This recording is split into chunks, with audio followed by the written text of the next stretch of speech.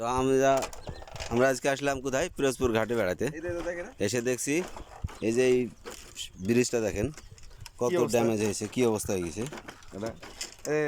মনে হয় শুধু পায়ে হেঁটে গেলেও প্রবলেম হতে পারে, সমস্যা হতে পারে মানুষের।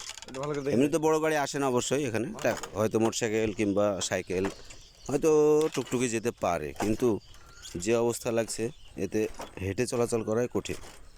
কেননা সব বাস ড্যামেজ হয়ে গেছে, দেখুন সব বাস ড্যামেজ হয়ে গেছে।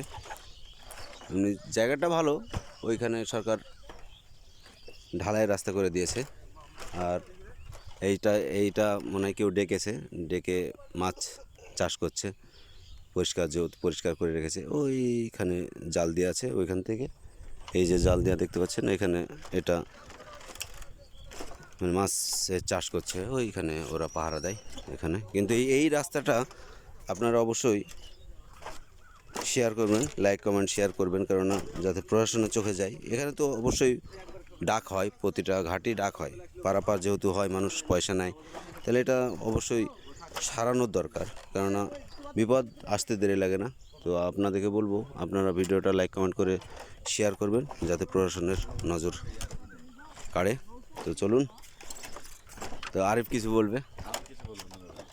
এটা খুব একটা খারাপ ব্যাপার।